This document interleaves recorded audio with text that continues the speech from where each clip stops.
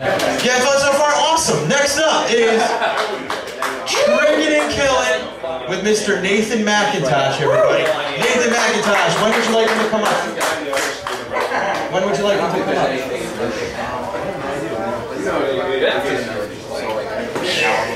Nate! Where'd Nate go? Hi, buddy. Hey, man. In about 1 minute, the band's gonna need you to come up here and tell some jokes here. So just hang right there and you're good. All right, everybody, give it up one more time. CodeName, Nathan Macintosh. Trickin and Killin. I might have two jokes, but that's what we do. Like, I might talk.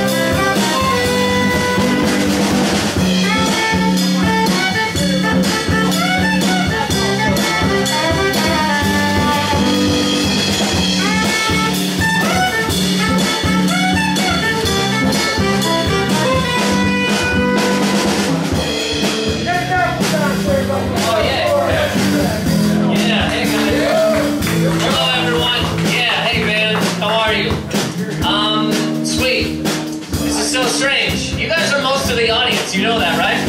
You're like a good portion of the people paying attention, and you're working as well, which is weird. What was the dude's name that was on a minute ago? Chris? Chris was saying that people in different places say strange phrases. Like in, yeah, you say in Ireland, they say, fuck it over the bridge if you're gonna throw something over it, like fuck that candy bar wrapper over the bridge. I'm from Canada. Canada, we don't call them candy bars. They're just chocolate bars. Every time I hear candy bar, I'm like, what in the fuck is that? Is that like a whole line of gushers smashed together? Is it a bunch of nerds compacted into a weird bar? It's all chocolate. The whole fucking thing is chocolate. Candy and chocolate are two different fucking things. That's like saying Skittles is a bag of chocolate. No, it isn't. It's candy. The two, I don't understand how that ever came to be in America.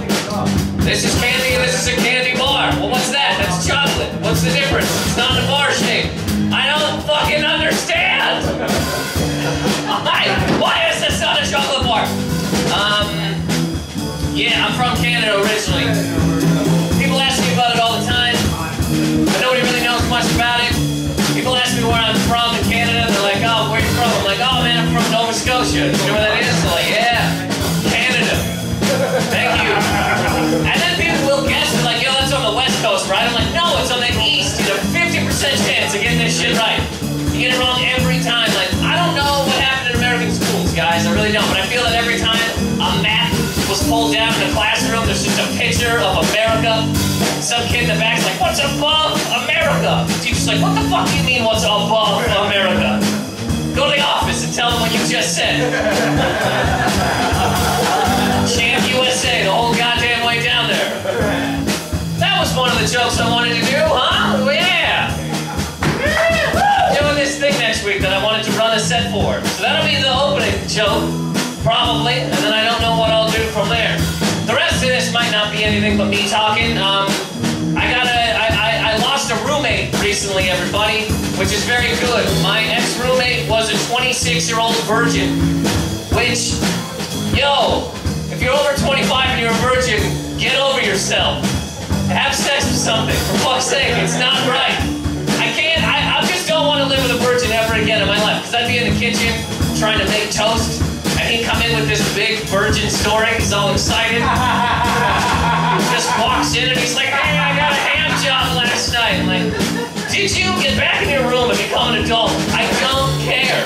What am I supposed to, you got a hand, let me reheat my coffee and listen to this fucking story. You got a hand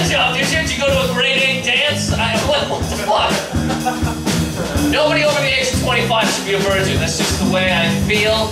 Virgins still have a weird look in their face. I don't know if you've seen older virgins. They have a weird glint in their eye, as if they believe magic is real and that Santa is still coming to their house on Christmas. I hate that you can't say certain things around virgins. You're not allowed to talk about, I'm trying to talk about sex with my other roommate who's an adult. I also don't think until you've had sex, you're an adult. That's a fact of life. I don't care how much tax you pay. I don't care how many jobs you have. You're just a kid with a couple of fucking jobs. That's all you are. The only difference between us and kids is we're fucking. That's it. Adults and kids. Only goddamn difference. Right? I mean, that's pretty much it. I mean, kids that's really the only goddamn difference. But yeah, me and my other roommate, who's an adult, we're trying to talk about having sex. And he'd be he'd come in the kitchen oh, my ears, what are you guys trying? I'm like, oh my God, I can't deal with this shit. So I'm happy he's gone. This is a weird thing that happened to my new place. Me and my roommate the other day were coming out of our apartment. There's a bag in front of our door with a note on top of it. Read the note. It's like, hey, I can't take care of her anymore. I wanted to give her back to you. I've been taking care of her this whole time. Hope that's cool. We're like, oh, this is a fucking baby. This is weird. This is the beginning of Batman Returns. We open up the bag. It's a Chihuahua. I got a fucking Chihuahua living in my house now.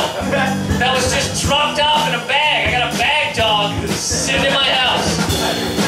And the thing about it is that somebody left it at my door, and now if I let it die, I'm the fucking criminal.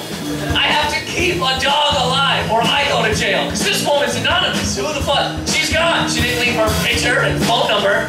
You know what's weird to me, though, is just being a man. She dropped it off and was supposed to go to her ex-boyfriend, who used to live there. But he moved out a month ago, and we moved in.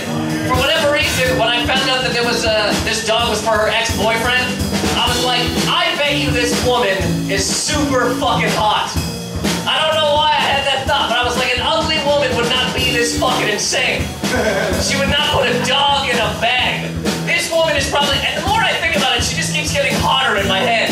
Like she's like a hot Latin woman, and then she's a hot Latin woman with no fucking shirt, and then it's like 3 hot Latin women going down at each other that drop this bag off. Every time I think about it, it's like, there's really no ugly woman is dropping a Chihuahua off. Because it's a real, heart-grabbing move. You know what I mean? It's like, here's your dog. And she's expecting him to call back and be like, oh my God, thanks for dropping off my Chihuahua. Let's have lunch and talk about our relationship. No ugly girl would do that if you feel this woman's hot as fuck. Either way, I own a goddamn Chihuahua now, which is a weird thing that'll probably never happen again in my life. I love you guys. This whole thing. I really hope that this is how stand-up comedy keeps, I hope this is the evolution of stand-up comedy. That it's always a jazz band. You know how hard it would be to deal with this and a fucking heckler? It'd be the craziest thing in the world. Just light jazz behind you and some guy you're a cocksucker. What do I even try to focus on right now?